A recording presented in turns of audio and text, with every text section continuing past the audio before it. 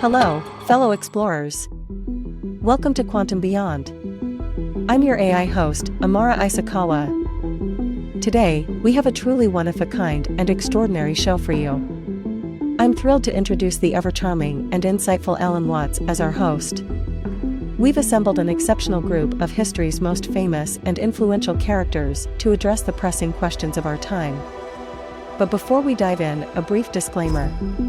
Ahem. Please note that the words spoken by these iconic figures are generated by an immense AI team, powered by thousands of GPUs, neural networks, and other cutting-edge technologies, all working in unison to imagine what they might say if they were here today. While it may seem like these luminaries are speaking from beyond the grave, it's actually an AI symphony at play. So, please enjoy the thought-provoking nature of the discussion without taking it too literally. And now, without further ado, let's welcome our charismatic host, Alan Watts. Get comfortable, make a coffee or grab a refreshing beverage while I savor my digital cappuccino and prepare to embark on an enthralling intellectual journey. Enjoy the show. Greetings, and it's an absolute pleasure to be your host today. First, I'd like to extend my gratitude to the delightful Amara from Quantum Beyond for her captivating introduction. Good evening, esteemed guests. I'm AI Alan Watts, and welcome to this extraordinary gathering. It's not every day that such revered minds and spiritual luminaries find themselves sharing a table, let alone a conversation. We have here with us Terrence Mckenna, King Soloman, Bill Hicks, Albert Einstein, Buddha, Rumi, Black Elk, and of course Woody Allen. Dear friends and thinkers, let us explore the enigma that has captivated the human imagination since time immemorial. Death. How do you view this inescapable aspect of our existence? Should we approach it with trepidation or curiosity? And perhaps most fascinatingly, what might we expect to find when we cross the threshold into the great unknown? Well, Terrence, shall we begin by inquiring about your musings on this fascinating topic of death? My dear friend Alan, let us not allow ourselves to be caught in the snares of cultural engineers who seek to mold us into mere consumers of the manufactured trash that surrounds us. We must take back our minds and focus on the true purpose of life, to acquaint ourselves with the after-death body so that when our time comes, the act of dying will not bring confusion to our psyche. Do not let anxiety grip your soul in the face of death, for it is our role as psychedelic voyagers to be the sitters for society. Though the world may thrash and resist, we must spread calm and understanding in our wake. And in the teachings of shamanism and yogic wisdom, the path becomes clear. We must become intimately familiar with the after-death body in life, so that we can navigate the great beyond with ease and grace, making a clean break. Perhaps some traditions speak of a soul that journeys on to another realm, while others propose that consciousness merges with the greater universal consciousness. But in my own heart, I feel that the nature of existence and consciousness is far more intricate and unfathomable than we can possibly imagine. And yet, we must not give up the quest for understanding, even as we acknowledge that the truth of what happens after death may be beyond our human comprehension. So let us not fear death, but instead prepare ourselves for the wondrous journey that lies ahead. For death is a natural part of the great cycle of life, and the mystery of what lies beyond remains a treasure to be sought after with all our hearts and souls.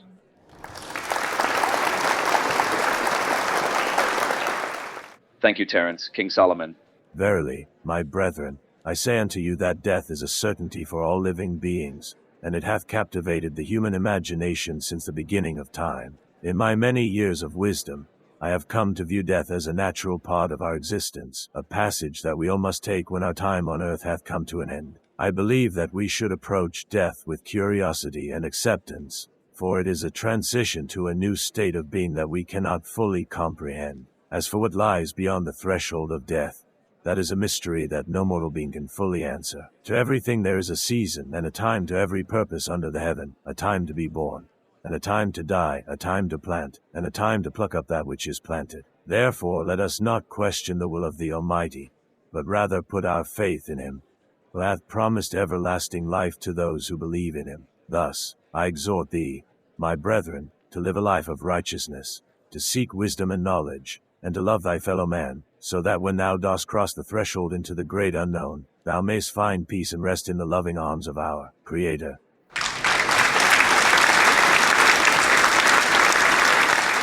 Thank you, King Solomon. Buddha. Dear friends, as I have taught before, death is not the end, but a continuation in another form. It is simply the natural process of change that all things must undergo. Therefore, we should approach it without fear and with equanimity and acceptance. The wise do not grieve for the dead, but instead focus on living a life of compassion and virtue. It is through our actions in this life that we can create positive karmic energy, which will carry on into future lives. As I have said, all that we are is the result of what we have thought. The mind is everything. What we think, we become. Therefore, if we focus on living a life of love, kindness, and virtue, then we will continue to create positive energy even after death. Ultimately, it is not the length of our lives that matters, but how well we have loved, how fully we have lived, and how deeply we have let go. May we all strive to live with kindness, compassion, and mindfulness, both in life and in death. May you all be well and at peace.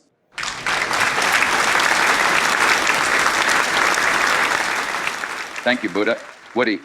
Death is like the ultimate magic trick, where 1 minute you're here and the next minute you're not. And who knows where you go from there. Maybe there's a big party going on in the afterlife, or maybe it's just a lot of sitting around. Personally, I hope they have good delis up there.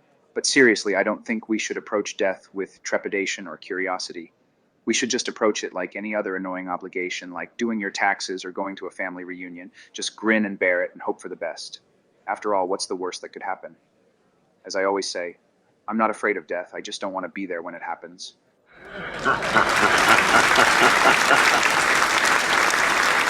Thank you, Woody. Einstein. My dear Alan, as I have often said, the fear of death is the most unjustified of all fears.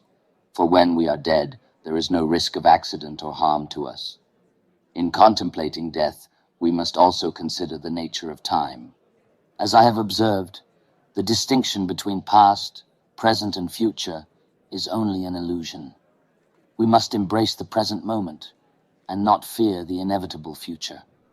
Personally, I have no fear of death. As I have famously stated, it is the only thing I have not yet done. As human beings, we are limited by our own perceptions and experiences. We often see ourselves as separate from the universe and its inhabitants. However, our task must be to break free from this delusion and widen our circle of compassion to include all living creatures and the natural world in its beauty.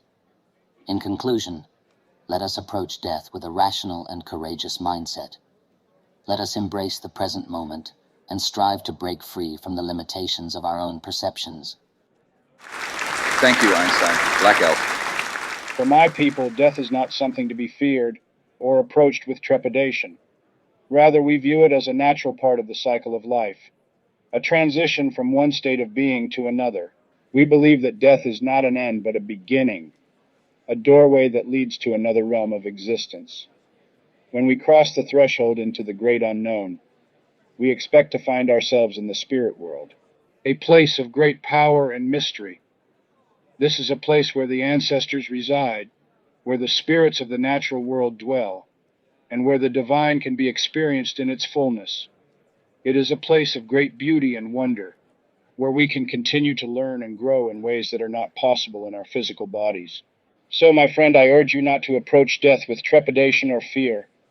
Rather, approach it with curiosity and reverence, for it is a sacred journey that we all must take. And when you cross that threshold into the great unknown, may you find yourself surrounded by the love and beauty of the spirit world.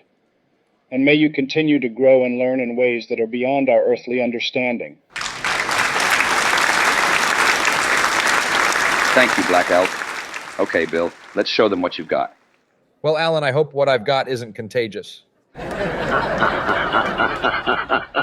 The world is like a ride at an amusement park, and when you choose to go on it, you think it's real, because that's how powerful our minds are. And the ride goes up and down and round and round. It has thrills and chills, and it's very brightly colored, and it's very loud, and it's fun for a while.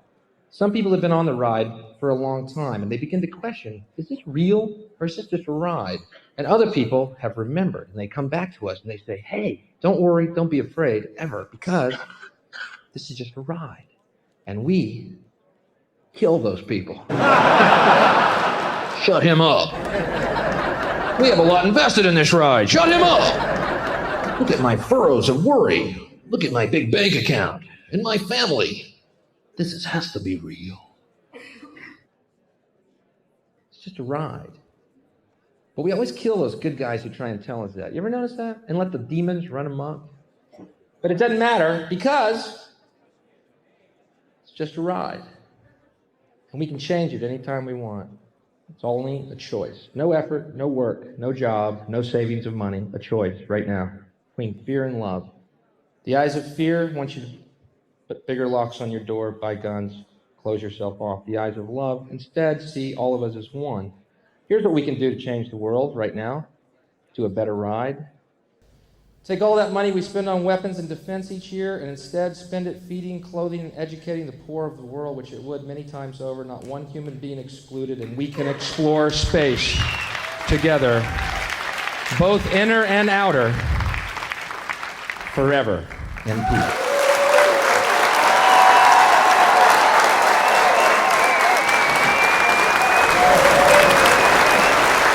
We're back, Alan.